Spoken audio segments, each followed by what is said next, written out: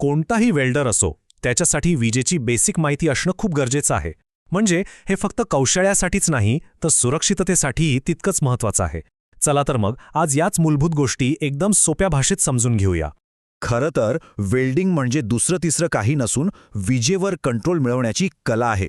एक चांगला वेल्डर होण्यासाठी विजेला समजून घेणं आणि तिला आपल्या ताब्यात ठेवणं किती आवश्यक आहे हेच आपण पाहणार आहोत. चला अगदी बेसिकपासून सुरू करूया. आपण जेव्हा वीज किंवा इलेक्ट्रिसिटी म्हणतो तेव्हा नक्की काय असतं ते? ती काम कशी करते हे समजण्यासाठी आपल्याला कणांच्या पातळीवर जावं लागेल. सोप्या शब्दांत सांगायचं झालं तर वीज म्हणजे फक्त एक हालचाल आहे. इलेक्ट्रॉन नावाचे जे छोटे कण असतात ना, ते जेव्हा एखाद्या तारेसारख्या माध्यमातून वाहू लागतात तेव्हा त्यालाच आपण वीज म्हणतो. आणि याच हालचालीमुळे आपलं वेल्डिंग मशीन चालतं. आणि हे तत्त्व आपण रोजच बघतो. म्हणजे घरातला बल्ब लागणं असो, पंखा फिरणं असो किंवा आपलं वेल्डिंग मशीन, या सगळ्यामागे एकच गोष्ट काम करते: इलेक्ट्रॉनचा एक नियंत्रित प्रवाह. ठीक आहे, म्हणजे आता हे तर कळलं की वीज म्हणजे एक फ्लो आहे.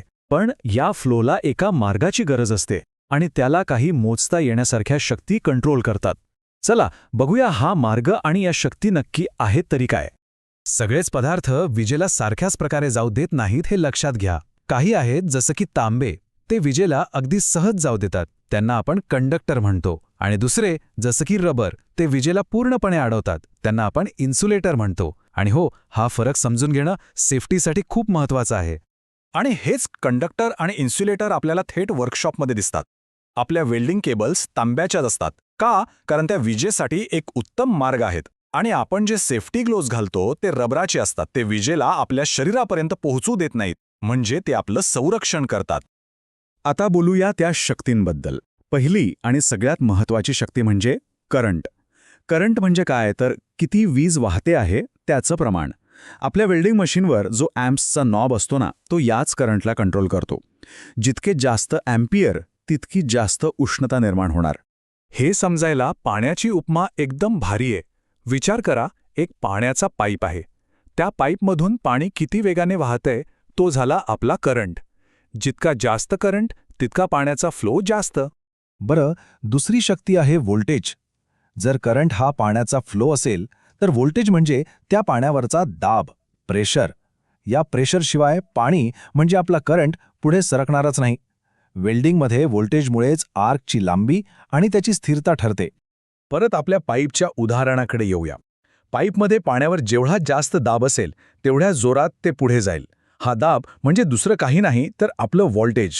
आणि तिसरी शक्ती आहे रेझिस्टन्स. सोप्या भाषेत सांगायचं तर विरोध. कोणताही मार्ग असो, प्रवाहाला थोडाफार अडथळा असतोच. विजेच्या मार्गात जो अडथळा येतो त्यालाच रेझिस्टन्स म्हणतात. लक्षात ठेवा, जाड तारेचा रेझिस्टन्स कमी असतो आणि बारीक तारेचा जास्त. याला समजायला आपला पाण्याचा पाईप पुन्हा कामी येईल. रेझिस्टन्स म्हणजे आपला पाईप किती अरुंद किंवा बारीक आहे. पाईप जितका बारीक असेल तितका पाण्याला वाहायला जास्त त्रास होईल, म्हणजेच जास्त विरोध होईल, म्हणजेच रेझिस्टन्स जास्त. चला आता पुढच्या टप्प्याकडे वळूया. आता आपण बघणार आहोत की या तिन्ही शक्ती, व्होल्टेज, करंट आणि रेझिस्टन्स, या एका महत्त्वाच्या नियमाने एकमेकांशी कशा जोडल्या गेल्या आहेत. खरं सांगायचं तर वेल्डिंग मशीन चालवणं म्हणजे या 3 शक्तींमधलं नातं समजून घेणं. म्हणजे किती करंट वापरायचा, किती व्होल्टेज ठेवायचं, हे सगळं एका नियमावर ठरतं. आणि तोच महत्त्वाचा नियम आपण आता समजून घेणार आहोत. आणि तो नियम आहे ओहमचा नियम. हे एक साधं सोपं समीकरण आहे जे आपल्याला व्होल्टेज, करंट आणि रेझिस्टन्स यांचा एकमेकांशी काय संबंध आहे हे सांगतं. व्ही बरोबर आय गुणिले आर. हेच आहे वेल्डिंगचं मूळ गणित.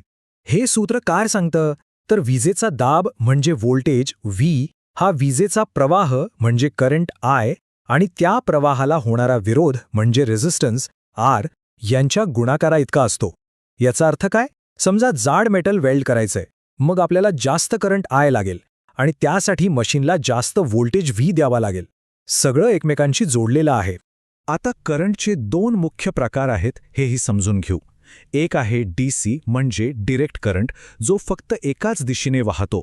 हा एकदम स्थिर असतो आणि म्हणूनच बहुतेक वेल्डिंगच्या कामांसाठी उत्तम मानला जातो. दुसरा आहे AC म्हणजे ऑल्टरनेटिंग करंट, जो सतत आपली दिशा बदलत राहतो. आपल्या घरात जी वीज येते ना, ती AC असते. ओके, आतापर्यंत आपण जे काही समजून घेतलं त्या सगळ्याचा उपयोग एकाच गोष्टीसाठी होतो आणि ती म्हणजे इलेक्ट्रिक आर्क तयार करणे. वेल्डिंगची खरी ताकद, खरी मजा या आर्कमध्येच आहे. आणि हेच ते दृश्य आहे जे वेल्डिंगला इतकं खास बनवतं. जेव्हा इलेक्ट्रोड आणि आपला जॉब यांच्यामधल्या छोट्याशा गॅपमधनं आपण कंट्रोल केलेली वीज उडी मारते, तेव्हा एक तेजस्वी प्रकाश आणि प्रचंड उष्णता तयार होते. यालाच आपण इलेक्ट्रिक आर्क म्हणतो. आणि यात किती जबरदस्त एनर्जी असते याचा अंदाज घ्या. या आर्कचं तापमान 3000 अंश सेल्सिअसपेक्षाही जास्त असू शकतं आणि याच उष्णतेमुळे धातू वितळतो आणि एकमेकांना जोडला जातो. एक गोष्ट मात्र नक्की, जेव्हा आपण इतक्या मोठ्या शक्तीसोबत काम करत असतो तेव्हा सुरक्षितेला अजिबात कमी लेखून चालणार नाही. या ऊर्जेचा आदर करणं म्हणजे सेफ्टीचे नियम तंतोतंत पाळणं. हे 4 नियम तर कायम लक्षात ठेवायचे. पहिलं, नेहमी कोरडे ग्लोव्स आणि बाकीचे संरक्षक साहित्य वापरायचे. दुसरं, केबल्स तुटल्या आहेत का, खराब झाल्या आहेत का हे नियमितपणे तपासायचं. तिसरं, कामाची जागा, खास करून मशीनजवळ, पाणी किंवा ओलावा असता कामा नये. आणि चौथं, वेल्डिंग मशीनला व्यवस्थित अर्थिंग, ग्राउंडिंग आहे की नाही हे नक्की तपासा. यात कोणतीही सूट नाही. तर आज आपण विजेच्या काही मूलभूत गोष्टी समजून घेतल्या. पण ही फक्त सुरुवात आहे, शेवट नाही. जाता जाता एक प्रश्न सोडून जातो. जर वेल्डिंग म्हणजे विजेवर कंट्रोल मिळवणं असेल तर विचार करा, या शक्तीवर खरं प्रभुत्व मिळवणं म्हणजे नेमकं कसं असेल.